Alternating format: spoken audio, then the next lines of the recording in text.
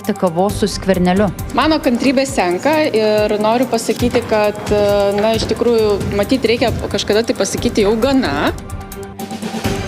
Seime slaptas posėdis dėl Lietuvos dangaus. Iškviestas kariuomenės vadas, kuris aiškinosi, kodėl 5 kartus kilo NATO naikintuvai. Sprendimus kelti naikintuvus, jie tiems sprendimams turėjo įtakos iš Baltarusijos gauta informacija?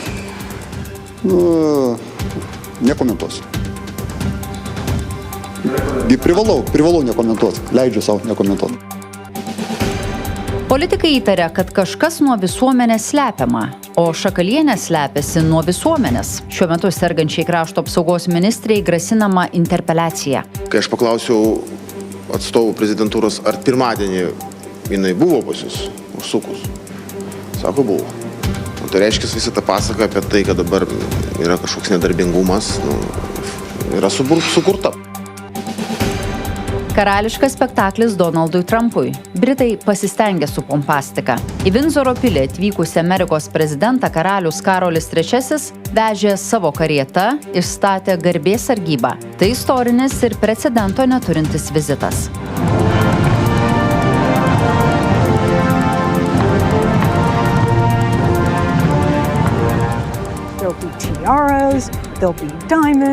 Bus tiarų, bus deimantų, bus papuošalų, bus nuostabių gėlių ir stalas, kurio serviravimas užtruko 5 dienas.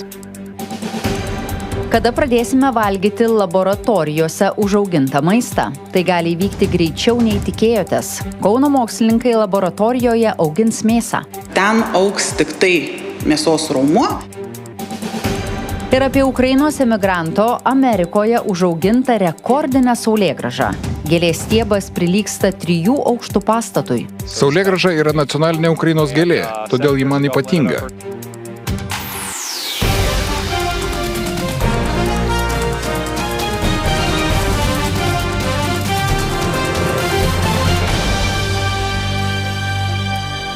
O dabar apie viską išsamei. Kantrybė senka, žodžiai aštrėja. Dramai dėl 2 ministrų nesibaigiant, prezidentūra Žemaitaitį jau vadina teroristu. O su tokiais, pasak Nausėdos patarėjo, prezidentas nesiderės. Nausėda stebisi socialdemokratų kantrybę. Bet čia atrodo baigėsi. Nemuno aušros lyderiui pareiškus, kad Ruginienei vėl siūlys tuos pačius prezidento jau atmestus kandidatus, paskirtoji premjerė pranešė einanti gerti kavos su Sauliumi Skverneliu. Ar tai reiškia, kad iš vargo sudaryta koalicija gali subirėti?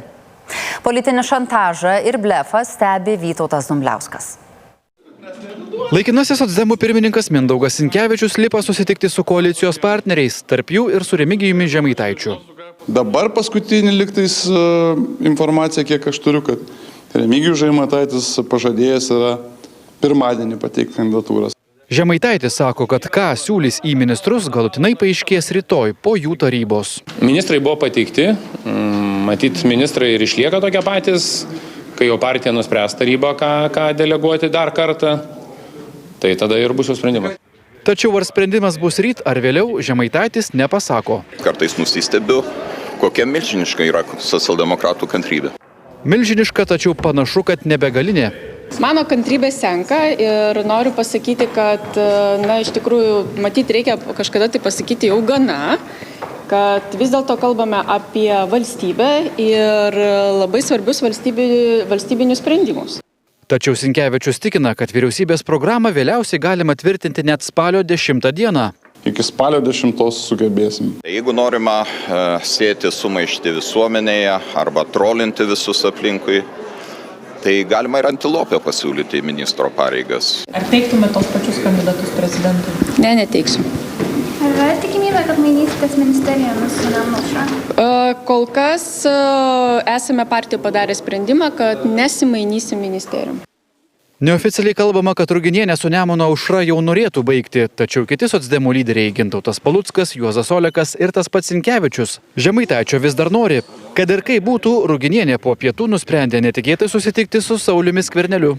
Mes susitarėm išgerti kavos. Ir apie ką kalbėsit prie kavos? Tai mes sutarsim. Tikrai su buvusiu premjeru, aš kaip būsima premjerė turėsiu apie ką pasišnekėti. Abu neigia, kad kalbėjo apie galimą demokratų grįžimą į valdančiąją koaliciją. Kol kas mes nedarom posūkio atgal, ar į šoną, ar į kairę, ar į dešinę. Tai kol kas norim pabaigti šitą procesą. O Žemaitaitis leidžia suprasti, kad valdžios įsikibęs nesilaiko. Tai jeigu manom, kad šie žmonės negali dirbti arba dėl kažkokių priežasčių ne, tai visą laiką mes galim užleisti vietą, nežinau, konservatoriam, liberalam ar kas galėtų tai puikiai šiandien tą vietą užimti. Tai laiko mes turim pakankamai nedaug, tai jeigu kažkam kažkas netinka, mes galime viens kitam padėkoti ir įsiskirsti. Prezidento patarėjas Frederikas Jansonas Nemuno aušrą prilygino teroristams ir sako, kad su teroristais prezidentas nesiderės. Man atrodo, kad visas šitas vaikų žaidimas smėlio dėžėje dabar vykdomas dėl labai paprastos priežasties. Šita partija arba, kaip čia ją įvardinti, žmonių grupė tiesiog neturi kandidatų, kurių pasiūlymas nesukeltų šypsenos arba neverstų stvertis už galvos. Panašu, kad kitą savaitę pilna sudėtimi vyriausybė dirbti nepradės. Net jei ministrai ir būtų pateikti, prezidento nebus Lietuvoje.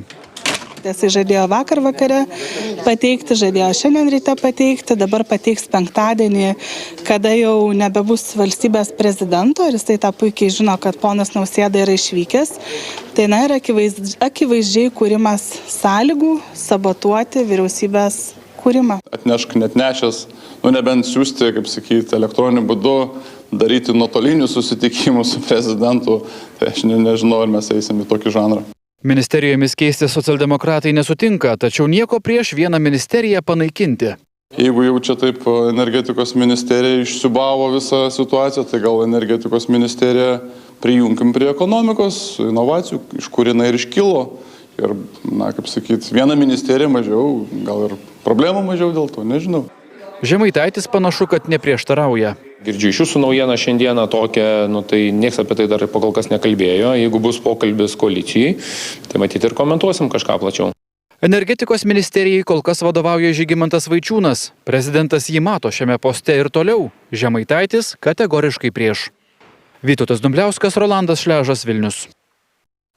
Kol Žemaitaitis vaidijasi su prezidentu, o socialdemokratai bando gesinti gaisrus, valstybėje chaosas. Laikinieji ministrai atviri, nebesulaukia šitos politinės agonijos pabaigos. O darbą vadina dreifavimu. Vieni ministrai laikini, kiti jau paskirti, tad ir patiems kartais nebeaišku, kas čia iš tiesų vadovauja. Turniškėse jau gyvenanti Inga Ruginienė irgi dar neturi premjero portfelio. Jį vis dar nešioja Rimantas Šadžius. Kaip dirba arba nedirba vyriausybė, domisi Reda Petrikaitė. Sunku susigaudyti, kas kam šiuo metu Lietuvoje vadovauja. Chaosas kažkoks tai. Vyriausybė šeimininką lyg ir turi. Užmiršau, nes tiek keičiasi, žinokit, atsiriboju nuo visko, nes per daug neigiamos informacijos. Ingutė Ruginienė. Ruginienė? Inga Ruginienė jau persikraustė į Turniškių rezidenciją. Man labai svarbu mano šeimos ramybė ir saugumas. Dalina interviu, vaikšto su apsauga. Viskas kaip ir dera premjerui, tačiau Ruginienės kabinetas vis dar socialinės apsaugos ir darbo ministerijoje. Po to pačiai eisim, pakomentuosim viską.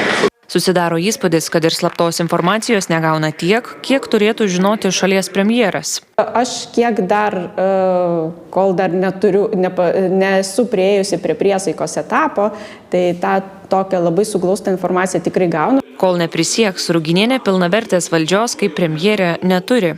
Tikrasis vyriausybės vadovas šiuo metu Rimantas Šadžius.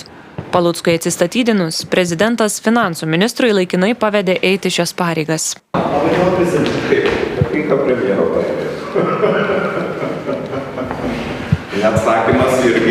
Šadžius veda vyriausybės posėdžius, pagal įstatymą jam priklauso ir vadovybės apsauga. Nors pareigos dabar dvigubos, dirba už tą pačią finansų ministro algą, daugiau nei 7,5 tūkstančio eurų popieriuje. Premjerai keičiasi dažniau negu eina metų laikai, tai tokia situacija pas mus politinė. Aišku, norėtųsi, kad procesas būtų sklandesnis, greitesnis, paprastesnis, bet jeigu nėra, aš tame irgi labai didelės tragedijos nematau. Painiava ties čia nesibaigia. Paskutinį kartą, aš sakau, gal jau paskutinį. Štai pavyzdžiui, Žemės ūkio ministerijoje laikinuoju ministru yra Ignas Hofmanas. Jo viceministras Andrius Palionis tapo paskirtuoju ministru, kurį jau ir prezidentas palaimino. Tokios įdomios situacijos, pagalvoju, o kas čia dabar turėtų būti to ministro. Identiška situacija susisiekimo ministerijoje. Tai paskirtasis yra paskirtasis, čia yra kaip nominacija. Ministras, kol neprisiekė, jis neprisiekė, reiškia, jis nėra ministras. Ir finansų ministerijoje tas pats, bet iš viršininko neva tik patarimai. Kol kas pasiliksiu savo gal. Niekas dėl valdžios nesistumdo. Nei jokių įtampų absoliučiai tikrai nieko nėra. Vieni laikiniai ministrai nei neslepia, jog negali sulaukti, kada ši politinė agonija baigsis. Aš norėčiau, kad mūsų darbas jau ir baigtųsi. O kiti nieko prieš ir dar pakartoti. Jeigu premjerė matytų mane būsimoje komandoje, tai ir būčiau teikiamas, tai nematyčiau tame didelių problemų. Ministerijos naujų darbų nepradeda, užbaigia pradėtus. Tokiu sąstatu, kaip dabar, dirbti planavo iki antradienio. Mes greitai, jeigu tokia bus neapibrėžtis, nežinomybė, neturėsime ką dirbti. Turiu vienokių kitokių siūlymų energetikos srityje, tai manau, kad energetikos failas bus, kurį toliau sėkmingai darbuosiuosi. Rasime Europoje valstybių, kurios mėnesius gyvena su laikinom vyriausybėm, be ministro, tarkim, ar panašiai. Iš kabineto išsikraustyti panašu dar anksti. Jūsų planas vis dar yra, kad vyriausybė prisiekia kitą savaitę? Mano planas yra per 60 dienų suformuoti vyriausybę. Tai kol tas terminas neišseko, tai reiškia, aš turiu laiko tą daryti. Nuo Palucko atsistatydinimo 60 dienų sueina spalio 3. Reda Petrikaitė, Remigijus Pakėnas, Vilnius. Auga kritika krašto apsaugos ministrai Doviliai Šakalieniai. Jau net valdančiųjų lyderiai siūlo ją keisti. Maža to, Šakalienė pažeidė nedarbingumo sąlygas. Pirmadienį lankėsi prezidentūroje, nors nurodo serganti. Opozicija įtarė, kad nedarbingumas yra Šakalienės priedanga. Taip ji bėga nuo nepatogių klausimų. Į tokius turėjo atsakyti ir kariuomenės vadas. Į slaptą posėdį iškviestas Vaikšnoras turėjo aiškintis, kodėl praėjusią savaitę virš Lietuvos 5 kartus kilo NATO naikintuvai. Kariuomenės vadas sako, rusų dronai masiškai krito tik Lenkijoje, Lietuvos oro erdvė nebuvo pažeista. Nors Vokietijos žiniasklaida skelbė priešingai. Apie slaptą posėdį Seime Gedas Salyga. Jeigu jūs matot prasmę, bandės stovėti prilištą filmuoti, tai... Kariuomenės vado laukė Seimo nacionalinio saugumo ir gynybos komiteto nariai. Surengtas slaptas posėdis, kuriame prašyta informacijos, kas vyko Lietuvos danguje praėjusią savaitę, kai rusų dronai masiškai krito Lenkijoje. Ar tomis dienomis nebuvo pažeista ir Lietuvos oro erdvė, kaip skelbė Vokietijos leidinys Bild? Yra įvairios informacijos gaunam tiek techniniam priemonėm, tiek vizualiniam priemonėm. Tai procesai įvyko, buvo identifikuota, kad ten nieko nevyko ir operacija buvo nutraukta. Krašto apsaugos ministerija savaitę neatsakė į klausimus, kas konkrečiai praėjusią savaitę fiksuota Lietuvos danguje. Vakar paskelbė detalių. Praėjusią savaitę NATO naikintuvai 5 kartus kilo į dangų ieškoti skraidančių objektų. Pirmą kartą kilo rugsėjo 9-ąją prieš masinį dronų antskrydį Lenkijoje. Šis incidentas ministerijos pranešime su daugiausiai detalių, kad kilta ieškoti objekto galimai įskridusio iš Baltarusijos ir skridusio vakarų kryptimi. Nuskridę naikintuvai nieko neaptiko, nei vizualiai, nei radarais. Tai galėjo būti ir materialiniai reiškiniai, tai galėjo būti ir paukščių pulkai migruojantis. 3 kartus NATO naikintuvai Lietuvoje kilo rugsėjo 10-ąją jau masinio rusų dronų antskrydžio Lenkijoje dieną. Nuskridę naikintuvai nieko nerado. Dar kartą NATO naikintuvai dėl galimo objekto iš Baltarusijos kilo sekmadienį. Pranešama, kad nuskridus aptikti debesys. Jeigu dronai būtų skridę ir jeigu jie tikrai realiai būtų buvę nustatyti, aš būčiau pirmas, kuris būtų apie tai sužinojęs. Daug pastaruoju metu viešoje erdvėje matau neteisingos informacijos, gandų platinimo. Anot kariuomenės vado, dabar jautriai reaguojama į menkiausius signalus. Kad geriau padaryti daugiau, negu padaryti mažiau. Ir naikintuvo pakelimas tai jokių būdų nereiškia, kad ten būtinai jau vaikomės taikinę. Baltarusija skelbė, kad perspėjo Lenkiją ir Lietuvą, kad artėja rusų dronai. Lenkai tai patvirtino. Galbūt tai padėjo Lenkams greičiau aktyvuoti savo oro gynybą. Lietuva nekomentuoja. Sprendimus kelti naikintuvus, jie tiems sprendimams turėjo įtakos iš Baltarusijos gauta informacija? Nekomentuosiu. Bet pasirodo, nepaisant įtampų, Lietuvos ir Baltarusijos kariuomenės palaiko ryšį. Mes palaikome, kaip minėjau, ryšį su Baltarusija, turėdami karštą liniją ir tai nėra vienetinis atvejis. Gal ir su Rusija keičiamas informacija? Jūs klauskite tų, kas tas karštasias linijas palaiko, aš jos neturiu tos karštosios linijos. Kariuomenė sako nesimsiantis spėlioti, ar oro erdvės pažeidimų tikrai nebuvo, ar jų tik nepavyko užfiksuoti. Anksčiau skelbta, kad kariuomenė neturi įrangos fiksuoti labai žemai skrendančius dronus. Mūsų institucijos neturi duomenų, kad būtų oro erdvės pažeidimas. Mes turim pasitikėti kariuomenę, kai tai pasako. Bet vis didesnė kritika krašto apsaugos ministrei Doviliai Šakalieniai. Jau net socdemų į koaliciją pakviesti valstiečiai ragina keisti Šakalienę. Šią dieną mes turim lyderis, kuris generuoja ir priima tik tai klaidas.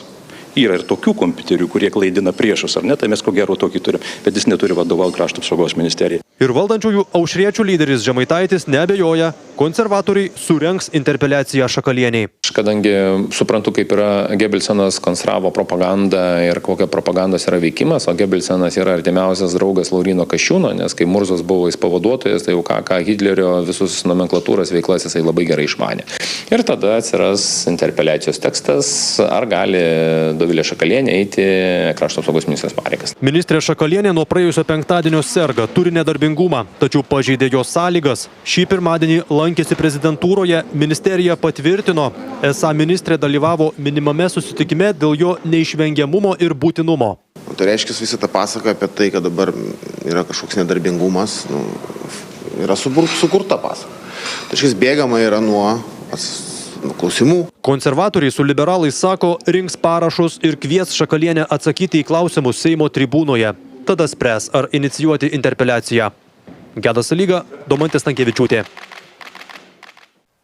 Šakalieniai gali tekti aiškintis ir pareigūnams. Specialiųjų tyrimų tarnyba pradėjo ikiteisminį tyrimą dėl galimai neskaidrių karinių lėktuvų pirkimo aplinkybių. Lietuva nusprendė įsigyti 3 karinius lėktuvus Embraer iš Brazilijos. Kaip skelbėme, Seimo nariams kilo klausimų, kodėl perkama iš Brazilijos, kuri yra Rusijos partnerė. Pasiūlymus Lietuvai teikė ir Amerikos bei Europos lėktuvų gamintojai. Netikėtai pristatytas pirkinys gali kainuoti iki 800 milijonų eurų. Anot STT, ikiteisminis tyrimas pradėtas siekiant pašalinti iškeltas abejones. Įtarimai šiuo metu niekam nėra pateikti. Karietos, rūmai, garbės sargyba ir puota. Amerikos prezidentą Donaldą Trumpą priimantys Britai surengė įspūdingą karališką spektaklį. Pompastika liejasi per kraštus. Šis Trumpo vizitas istorinis ir neturintis precedento. Karalius Karolis III ir karalienė Kamila pasitiko pirmąją Amerikos porą prie Vindzoro pilies. Iki ten juos palydėjo Velso princas ir princesė Kate. Vakare įvyks milžiniška puota.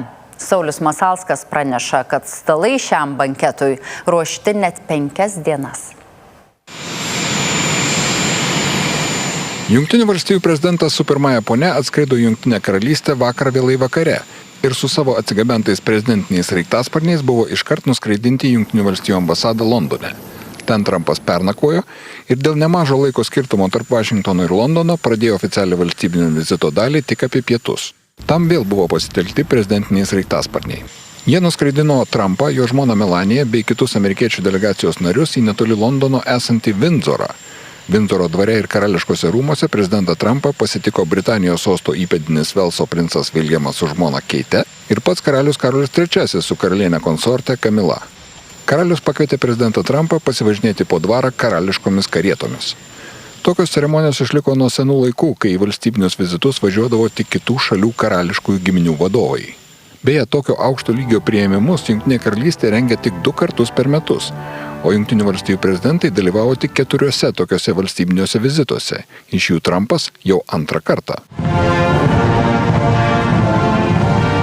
Vindzoro rūmuose prezidentui Trumpui taip pat buvo pristatyta Karolio III karališkoji gvardija.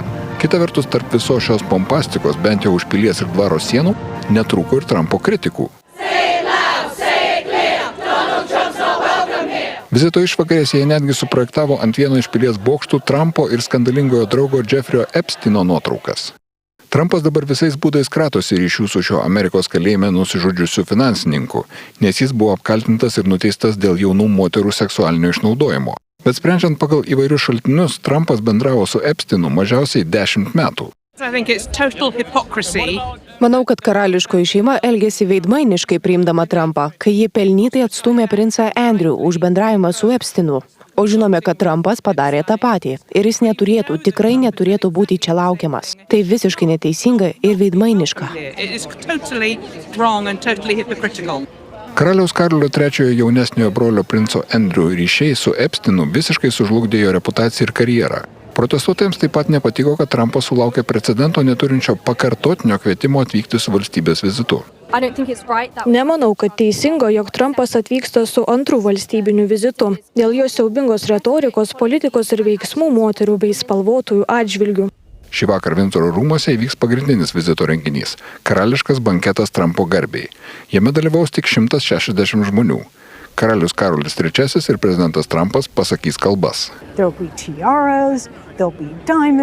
Bus tiarų, bus deimantų, bus papuošalų, bus nuostabių gėlių ir stalas, kurio serviravimas užtruko 5 dienas, nes tai toks ekstravagantiškas meno kūrinys skirtas tik karaliaus svečiams. Rytoj Trumpas vyks į premjero Keiro Starmerio vasaros rezidenciją Čekerse, kur bus surengta darbinė vizito dalis. Saulius Masalskas. Naujos detalės Arkties kalėjime pernai mirusio Rusijos opozicionieriaus istorijoje.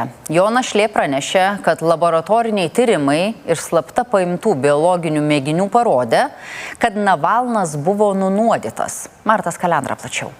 Привет, это Юлия Навальная. Aleksejaus Navalno našlė pirmiausia atskleidė, kas vyko su Navalno organizmu mirties dieną. Svarbi informacija, kurią gauname iš liudininkų apie traukulius. Jie gali prasidėti dėl nuodų. Teismo medicinos ekspertizės išraše apie traukulius nekalbama. Tik užsimenama apie sumušimus ant Aleksejaus alkūnių ir kelių, atsiradusius 30-40 minučių iki mirties. Aleksejus nuo traukulių daužėsi į grindis. Štai iš kur šios žymės. Pasak Navalnojos, nors Aleksejus buvo nuolat stebimas, kameroje buvo 3 vaizdo kameros, tačiau tą dieną dingo visi vaizdo įrašai. Štai ta pati kamera, numeris 16, kurioje buvo mirštantis Aleksejus. Ten jis vėmė, gulėjo ant grindų, dejavo iš skausmo ir kentė traukulius, kol vyresnysis praporšikas užrakino grotas, vėliau duris ir pabėgo, kad nematytų, kas vyksta. Vėliau Navalnai atskleidė, kad prieš laidotuvės Navalno sąjungininkai sugebėjo gauti jo biologinių mėginių. Dar 24 vasarį mums pavyko gauti ir patikimai transportuoti biologinius Aleksejaus mėginius į užsienį. 2 nepriklausomos nesusijusios laboratorijos ištyrė mėginius.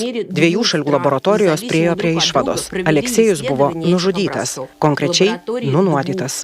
Daugiau detalių apie tai, kas mėginiuose aptikta, našlė nepateikė. Vladimiras Putinas kaltas dėl mano vyro Aleksejaus Navalno nužudymo. Aš kaltinu specialiasias tarnybas cheminio ir biologinio ginklo sukūrimu. Reikalauju, kad tyrimus atlikusios laboratorijos paviešintų rezultatus. Pagrindinis Putino kritikas Navalnas paslaptingomis aplinkybėmis mirė kalinamas atokioje pataisos kolonijoje Arktyje pernai vasario 16-ąją. Rusija tvirtina, kad Navalno mirtis buvo natūrali. Martas Kalendra. Kelkimės į Ameriką. Įtariamajam nušovusiam Jungtinių valstijų dešiniųjų pažiūrų aktyvistą Charlie Kirką pateikti kaltinimai dėl žmogžudystės sunkinančiomis aplinkybėmis. Prokurorai siekia, kad 22 metų Tyleriui Robinsonui būtų skirta mirties bausmė. Martas Kalendra tęsia. Tyler James Robinson. Čarlio Kirko nužudimu kaltinamas 22 Tyleris Robinsonas teisme iš prokurorų išgirdo 7 kaltinimus. Pareigūnai taip pat paviešino surinktus įrodymus. Šautuvas, šoviniai ir rankšluostis buvo išsiųsti teismo ekspertizei. Ant gaiduko, kitų šautuvo dalių, iššautos tūtelės, 2 iš 3 neiššautų šovinių ir rankšluosčio rasta DNR atitinkanti kaltinamojo. Pareigūnai pacitavo ilgą susirašinėjimą žinutėmis tarp Robinsono ir jo kambario draugo, kuris vadinamas vyru keičiančių lytį. Robinsonas ir jo kambario draugas palaikė romantiškus santykius.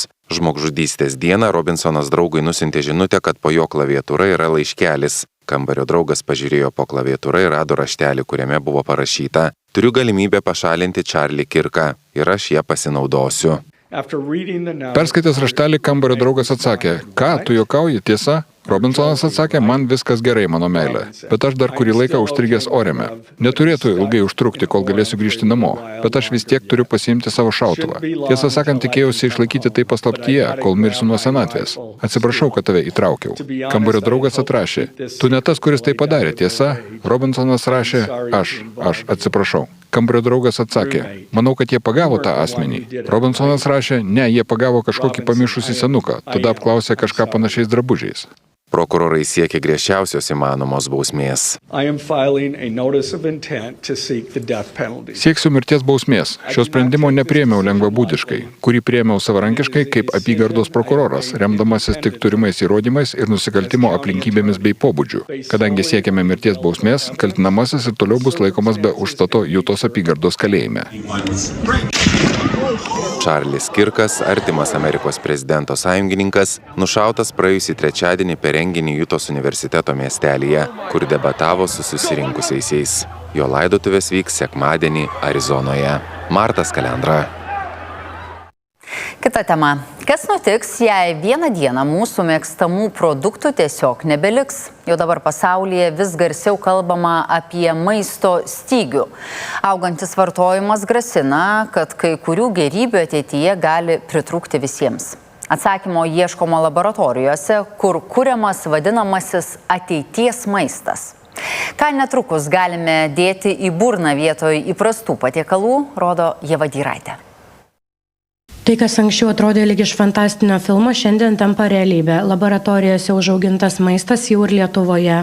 Kauno technologijos universiteto mokslininkai eksperimentuoja su tuo, kas netrukus augs laboratorijose. Ten augs tik tai mėsos raumuo arba kitos diferencijuotos ląstelės. Tai reiškia jungiamasis audinys, riebalų audinys, galbūt ateityje net kaulinis audinys, kad galėtume tomahauko kepsnį užauginti. Laboratorijose auginamas maistas vadinamas ateities maistu, pirmą kartą sukurtas 2009-aisiais.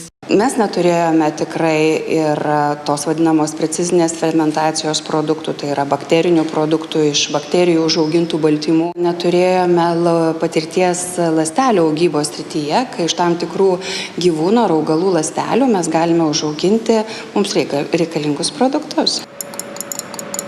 Tai, ko trūksta, šiandien jau auginama laboratorijose.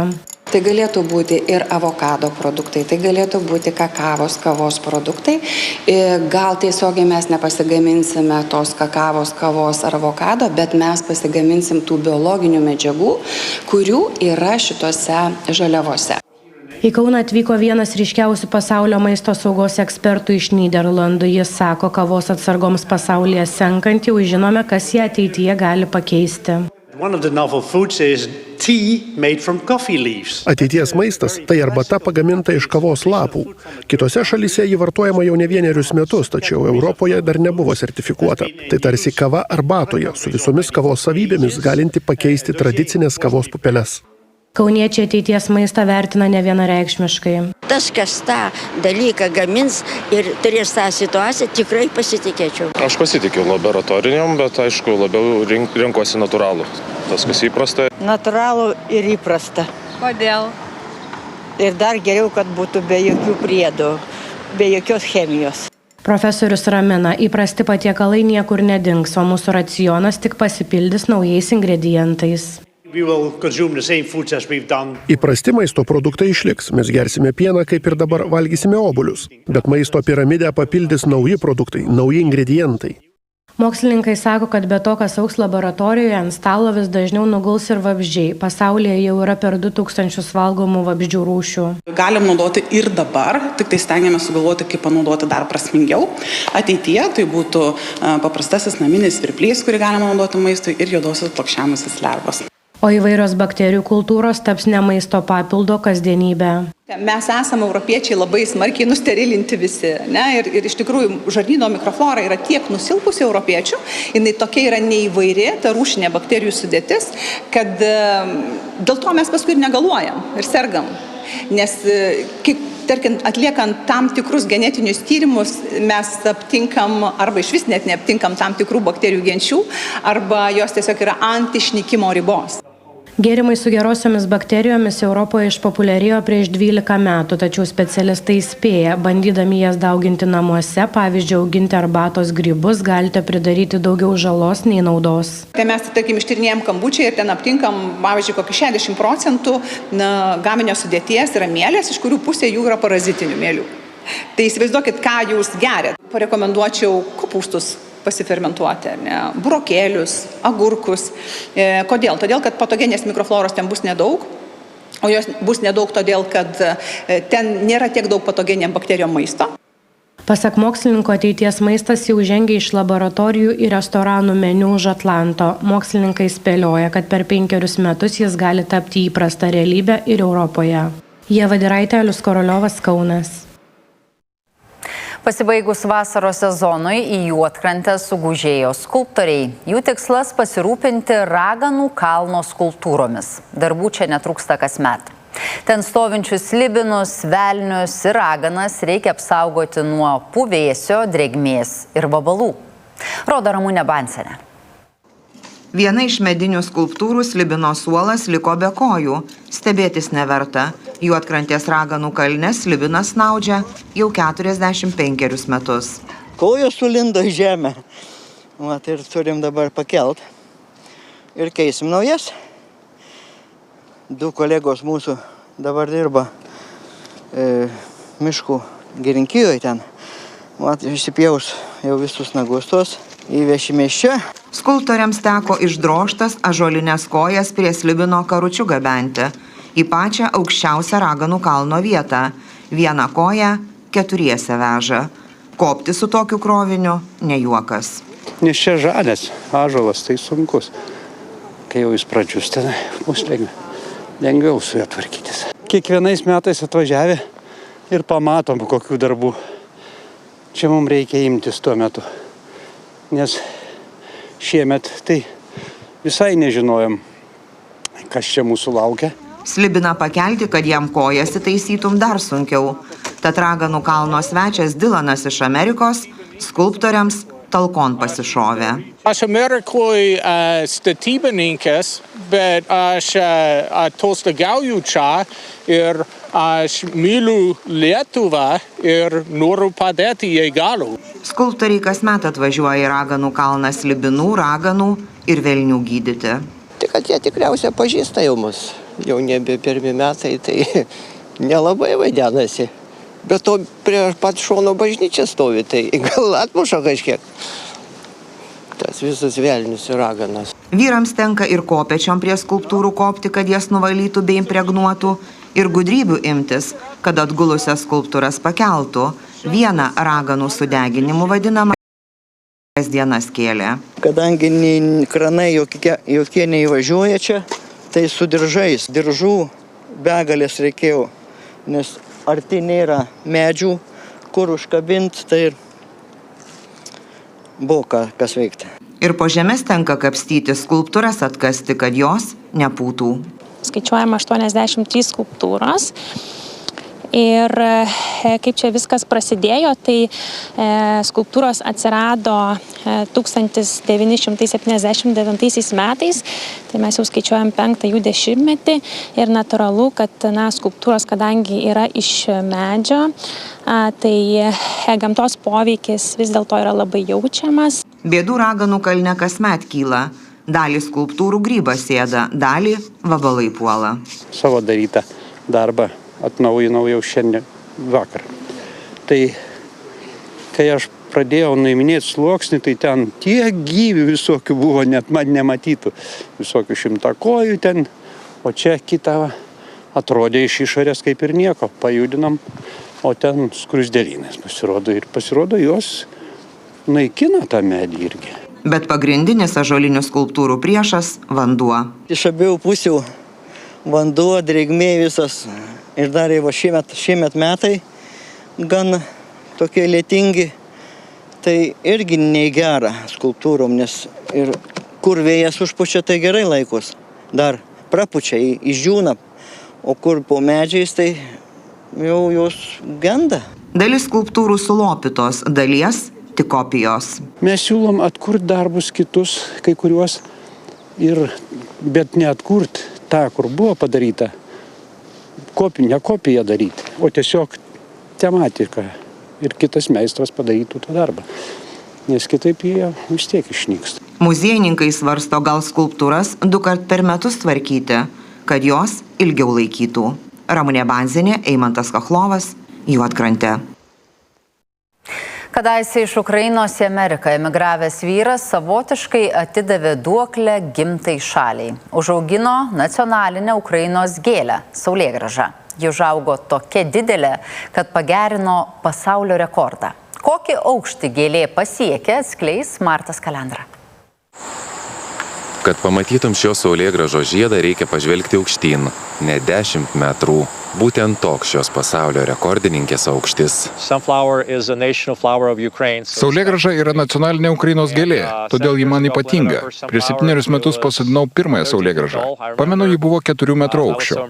Buvau taip sužavėtas ją, o kitais metais užauginome 5 metrų aukščio saulėgrąžą. Dar po metų 6. Tada pagalvojau, tai tikrai šaunu, kiek toli galime nueiti. Saulėgrąža ilgą laiką buvo nacionalinis simbolis reiškiantis taiką Ukrainoje, o nuo 22-ųjų ji tapo solidarumo su Rusijos užpulta šalimi simboliu. Šios rekordininkės augintojas kilęs iš Ukrainos. Gimiau ir užaugau Ukrainoje. Jungtinės valstijas emigravome, kai man buvo 14 metų, 1991-aisiais. 1986-aisiais įvyko Černobylio sprogimas. Mes gyvenome už 80 km nuo Černobilio. Tai branduolinės elektrinės katastrofa. Taigi mes emigravome. Prireikė 5 metų, kad išvyktume. Emigravome į Fort Wayne ir nuo tada čia ir likome. Vyras rinko sėklas į savo aukščiausių egzempliorių, kad patobulintų genetinę liniją, keitėsi sėklomis su kitais milžiniškų saulėgrąžų augintojais ir sukūrė slaptą augalų trąšų mišinį, kurį vadina šeimos relikvija. Kiekvieną sėklą jis pasodina patalpose po auginimo lempomis ankstyvą pavasarį, prieš perkeldamas jas laukan. Aš tai darau kaip palikimą savo šeimai. Aš kada nors mirsiu, bet šios gėlės istorijos gyvuos. Mano vaikai pasako savo istorijas anūkams ir taip toliau. Sodininkas sustoti nežada, tad kas žino, gal ateityje pats pagerins savo rekordą. Martas Kalendra. Na, o vakaro žiniose 21:30 apie Europos sankcijas Izraeliui.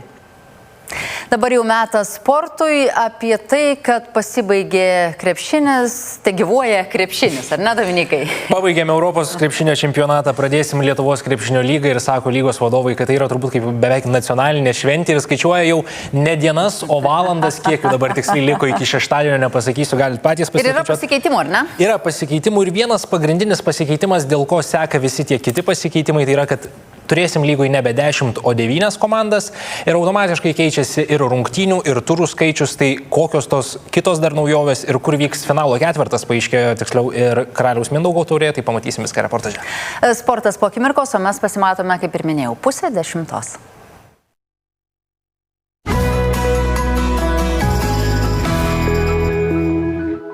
Aroma Gold. Kava kaip desertas. Išskirtinio Dubajų šokolado skonio ir aromato.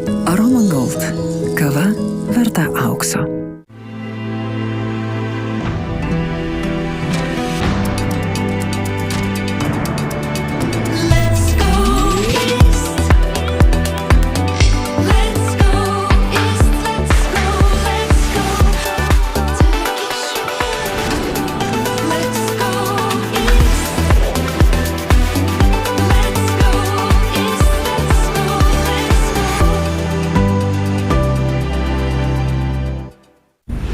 Parodyk savo laukinę pusę. Atrask Leopardo raštus. Deichmann. Maksimoje nukalėme visų kavos rūšių kainas. Nuo šiol jos visada kaip per akciją. Ieškokite geltonų kainų etikečių ir sutaupykite pirkdami kavos pupeles, maltą kavą, tirpią kavą bei kavos kapsulės. Maksima tai, ko reikia. Gerų kainų pasiūlymai vaistinėse Camellia. Su mažų kainų kortele maisto papildams, imunitetų ir žuvų taukams 35% nuolaida perkant bent 2 prekes. Vitaminas D3 Vivavit 50% pigiau. Žuvų taukai Fjord Strong Omega 3 gamis 50% pigiau. Širdžiai, imunitetui žuvų taukai Mjolners iki 50% pigiau. Camellia. Mažų kainų vaistinė. うちのレストランには新しいデバイスが必要です。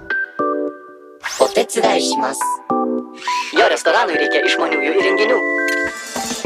Bitėje pasiūlymas įvairiems poreikiams. Perkant telefoną, planšetinis kompiuteris, dovanų. Įsigykite dabar. Bitė. Taip lengviau. Tik šią savaitę rinkitės tai, kas naudinga jums. Vision Express optikose net 40% nuolaida akinių rėmeliams ar lęšiams pasirinktinai. Vision Express. Sveiki, čia Mikalojus. Rugsėjį švenčiu savo gimtadienį. Vyks kūrybinės edukacijos, parodos, koncertai ir kiti renginiai. Lauksiu. Čiurlionio diena tampa kultūros švente. Rugsėjo 19-22 dienomis visoje Lietuvoje. Programą rasite Čiurlionio 150 LT. Čia rimtai jūsų naujas automobilis. Jūs ką? Teleloto laimėjo? Teleloto naujajame sėkmės sezone žaidėjų lauks prabangus Mercedes-Benz, o mes kamuoliukus ridensime tol, kol kažkas laimės milijoną. Teleloto. Virimo dienos Senukuose. Ieškai įbrėžimams atsparios kaitlentės ar galingos orkaitės? Dabar Senukuose top pasiūlymai Electrolux virimo įrangai. O gal ieškai stilingos kaitlentės ar talpios orkaitės? Rinkis iš Whirlpool top pasiūlymų. O dar virimo įrangai lizingo pasiūlymas. Senukai. Jei rinkti šviesolaidį, tai tik Telia. Tik dabar užsisakyk šviesolaidį ir gauk nuolaidą be jokių ilgalaikių įsipareigojimų. Mėgaukis internetu, už kurį greitesnio tiesiog nėra. Telia, nes kokybė svarbiausia. Uniclub Casino. Lažybos. Nesaikingas lošimas gali sukelti priklausomybę. Domino teatras pristato komediją Mama mūsų lovoje. Rytas, kurio nepamirš niekas. Susipažinkite su beprotiška šeima be jokių tabų. Karšti nuotykiai ir pikantiškos situacijos. Premjera nuo lapkričio 6. Informuoja Radio centras. Tačiau viltis yra. Juk su mumis lieka greičiausias namų internetas Seagate. Seagate. Greičiausias namų internetas Lietuvoje jau Beautiful. Thank you, big guy. Adieu, Ralphie. Nuo šio ketvirtadienio Lidl parduotuvėse. Sekatorius arba universalios žirklės tik 3,99. Platus marškinėliai iš fliso tik 16,99. O elektrinis peilinis smulkintuvas tik 79,90. Lidl. Šį mėnesį gintarinėje vaistinėje 23,2 stiprumo Voltaren Emulgel 100 gramų 9,99 €. Sąnario osteoartritui pieskledinė 19,99 €. Vizik akių lašai 35% pigiau. Prašome įdėmiai perskaityti pakuotės lapelį ir vaistą vartoti kaip nurodyta. Netinkamai vartojamas vaistas gali pakenkti jūsų sveikatai. Gintarinė vaistinė. Mums gera jumis rūpintis.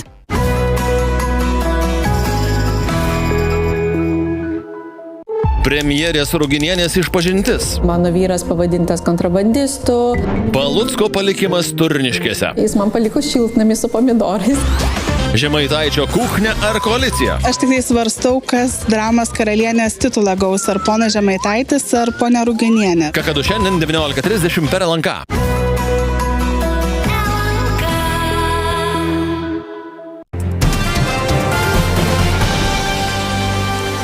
Labas vakaras. Jau šį šeštadienį į televizijos ekranus grįžta įdomiausio šalies klubinio krepšinio kovos. Startuoja dar vienas Lietuvos krepšinio lygos sezonas, kuriame nuo šio savaitgalio ateinančius 9 mėnesius ekipos sieks iškovoti stipriausio šalies komandos vardą.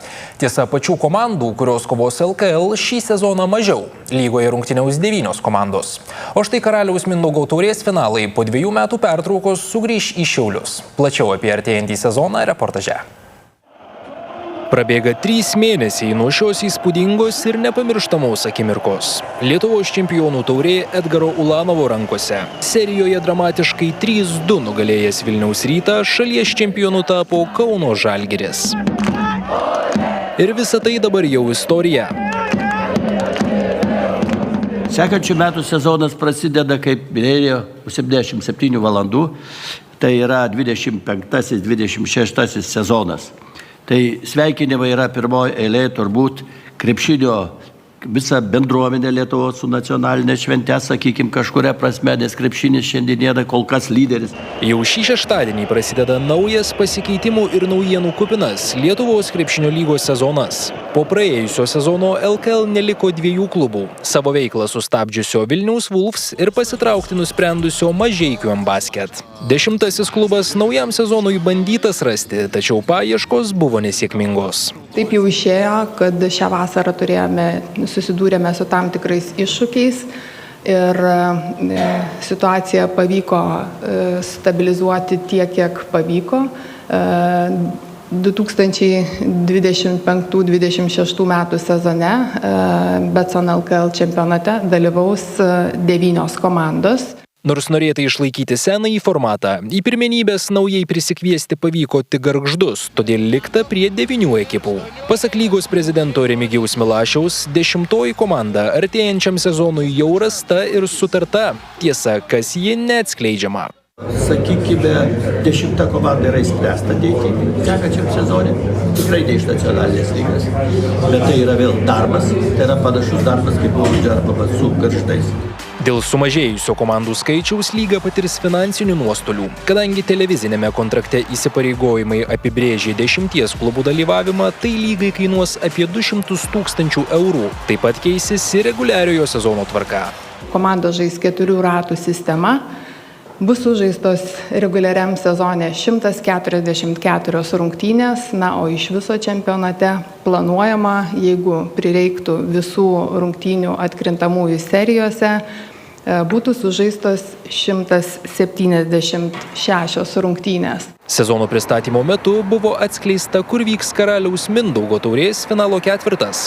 Po 2 metų pertraukos turnyras grįžta į Šiaulius, kuriuose tą kartą triumfavo jau 6 metus šio turnyro soste karaliaujantis Kauno Žalgiris. LKL sezonas startuos rugsėjo 20. Dabartinių čempionų kauniečių ir Jonavos komandų susitikimu. Iš karto po šio mačo žais Panevėžio Lietkabelis ir Klaipėdos Neptūnas. Abejas rungtynes tiesiogiai transliuos BTV televizija. Manau, neužteks. Taip, tarsi pats išsipranašavęs ateitį į ieties metimo rungties finalą nepateko Lietuvos atstovas Edis Matusevičius. Pasaulio lengvosios atletikos čempionate Japonijoje pirmasis į stadioną šiandien žengęs lietuvis surengė geriausią asmeninį pasirodymą per 4 iki šiol dalyvautus pasaulio čempionatus. Tiesa, maža buvo net ir to. Matusevičius bendroje įskaitoje liko pirmas už brūkšnio. Pasaulio atletams neprilygo ir vyrų bėgimo rungtyje pasirodęs Gediminas Truskauskas, likęs paskutinis. Lietuvos delegacijos pasirodymą Tokijuje pratęsė ieties metikas Edis Matusevičius. Pasaulio lengvosios atletikos čempionate lietuvis rungėsi kvalifikacijos A grupėje. Vis dėlto pirmasis metimas priverčia sukąsti dantis. Lietuvio ranka palikusi ietis pirmojų bandymų skrieja 79 metrus ir 73 centimetrus, o ir Matusevičius supranta, kad toks rezultatas tikrai negarantuoja kelialapio į finalą. Antrasis bandymas kur kas geresnis, apskritai geriausias asmeninis edžio metimas per 4 iki šiol dalyvautus pasaulio čempionatus. Tiesa, trečias sportininko bandymas buvo nesėkmingas, o lietuvis liko 7. Manau, neužteks, manau, reikėjo bent jau 83, nes antra grupė irgi labai stipri ir kadangi šiemet dalyvių daugiau, tai to pačiu, kaip sakyti, ir rezultatai kyla, manau. Tai manau, aišku, eisiu žiūrėti, tikėsiuos, bet reikėjo dar dakovoti iki to 83, tada galbūt šiek tiek ramiau. Kadangi į finalą patenka 12 geriausių atletų, todėl beliko tikėtis palankių rezultatų B grupėje. Deja, varžovų metimai skriejo toliau, o bendroje atrankos įskaitoje Matusevičius liko 13, kitaip sakant, pirmas po brūkšnio ir nepatekęs į finalą. Norėjęs daugiau, aišku, bet kiek išspaudžiau tiek. Bent, kaip sakyti, toks rezultatas, antras, man atrodo, rezultatas šį sezoną, tai visai patenkintas, bet vis laik noris daugiau.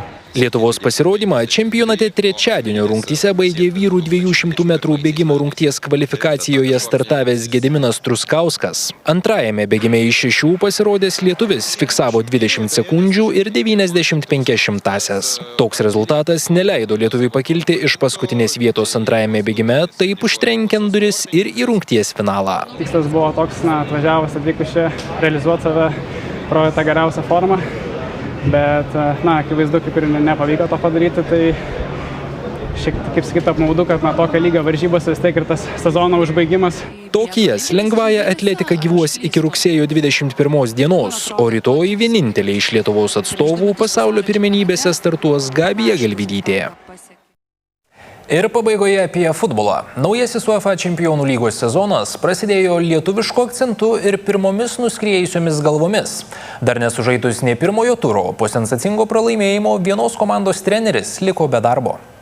Kai klubo prezidentas jaučia, kad neturi sirgalių palaikymo, aš esu už tai atsakingas. Kai prezidentas jaučia, kad komandos žaidimas prastas, aš esu už tai atsakingas. Kai prezidentas jaučia, kad žaidėjai negirdi mano žinutės arba kad žaidėjai manęs nepalaiko, aš esu už tai atsakingas. Ir taip skamba vieni paskutinių Bruno Lage žodžių dar dirbant Benficos treneriu. Po pralaimėjimo Portugalas nė nenutuokė, kad ieškoti pasiteisinimų jam daugiau nebeteks. Po sensacingo pralaimėjimo Portugalijos klubo vadovybės kantrybė trūksta. Naktį surengtoje spaudos konferencijoje pranešta, kad specialistas atleidžiamas iš pareigų. Fenerbahče atleistas Jose Mourinhas. UEFA Čempionų lyga startavo 2 eventų.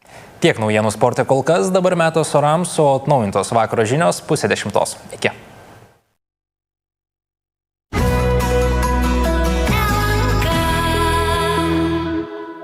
Kaip paskatinti visuomenę judėti daugiau ir gyventi sveikiau? Atsakymų į šiuos ir kitus klausimus Kaune ieško apie 400 ekspertų iš daugiau nei 40 šalių prestižinėje HEPA Europe konferencijoje. HEPOS konferencija yra platforma įvairių šalių mokslininkams, praktikams ir politikams susitikti ir aptarti sveikatinimo per fizinį aktyvumą naujausias tendencijas. Lietuvos sporto universitetas turi galimybę organizuoti šią konferenciją pirmą kartą Baltijos šalyse. Renginys subūrė sveikatingumo politikos formuotojus ir mokslininkus, kurie siekia bendro tikslo – teikti rekomendacijas ir sveikatinti visuomenę per fizinį aktyvumą. Lietuvos sporto universiteto mokslininkai kartu su kitais pasaulio mokslininkais atlieka tyrimus šioje srityje, kadangi Lietuvoje situacija yra prasta, mažiau negu pusė suaugusiųjų ir tik 1/3 vaikų yra fiziškai aktyvūs pagal Pasaulio sveikatos organizacijos rekomendacijas. Šių metų renginio tema – žingsniai link tvarumo. Tarptautiniu mastu HEPA Europe konferencija laikoma viena svarbiausių. Jis skatina mokslinį dialogą, bendradarbiavimą ir naujų sprendimų paiešką. Artėjant šildymo sezonui kiekvienas pagalvoja, kokios bus sąskaitos ir kiek šilta bus namuose. Tačiau gyvenant sename nerenovuotume daugiabutį ir jeigu jis su defektais, akivaizdu sąskaitos bus didesnės, o namuose netaip šilta. Senos statybos daugiabučiuose namuose yra labai dažnos avarijos, dideli defektai, todėl atnaujinus daugiabutį namą ne tik yra sumažinamos sąskaitos už šildymą, kurios įsidiegus atsinaujinančius energijos šaltinius sumažėja nuo kelių iki 14 kartų, bet taip pat ir keliais dešimtmečiais yra pratęsiamas pats pastato gyvavimo ciklas. Taigi geriausias sprendimas yra renovacija, o šiuo metu galiojantis daugiabučių namų modernizavimo kvietimas gauti valstybės paramą pratęstas iki kitų metų balandžio 1 dienos. Aplinkos projektų valdymo agentūra kartu su aplinkos ministerija įvertino, kad šiuo metu yra rengiamas didelis kiekis investicinių planų skirtų daugiabučių namų renovacijos projektų įgyvendinimui. Taip pat planuojama paruošti dar nemaža dalis, todėl priėmė sprendimą pratęsti kvietimą teikti paraiškas daugiabučiams namams renovuoti. Kvietimas seniems daugiabučiams namams atnaujinti siekiant B ir aukštesnės energinio naudingumo klasės ir šiluminės energijos sąnaudas sumažinti ne mažiau kaip 40% paskelbtas pernai lapkritį. Paramai skirta solidi suma. Europos investicijų bankas iš modernizavimo fondo skyrė 165 milijonus eurų. Šiandien dienai kvietimas jau yra pasistumėjęs. Esame gavę 203 paraiškas ir tai sudaro apie 62 milijonus eurų paramai. Rezervas dar tikrai yra ir su ta mintimi šis kvietimas buvo pratęstas. Pagal pateiktas paraiškas pirmauja Vilnius, pateikęs arti 60 paraiškų. Taip pat Kaunas pateikęs daugiau negu 20. Aktyvus ir Palanga, Telšiai, Ukmergė ir kiti mažesni miestai. Pagal ruošiamus investicijų planus matome, kad Vilnius išlieka vienareikšmių lyderių ir šiandien dienai jau yra parengęs netoli 200 investicinių planų. Anot aplinkos projektų valdymo agentūros dabar kvietimo sąlygos labai palankios ir imtis renovacijos apsimoka, o tai anot ekspertų ilgalaikiai ir atsiperkanti investicija. Su šiuo kvietimu gyventojams yra suteikiama galimybė pasinaudoti lengvatiniu kreditu, kas būtų 3% fiksuotos palūkanos 20 metų. Taip pat noriu atkreipti dėmesį, kad šitas kvietimas yra fiksuoto įkainio kvietimas, tai turėtų ganėtinai sumažinti biurokratinius visus rūpesčius.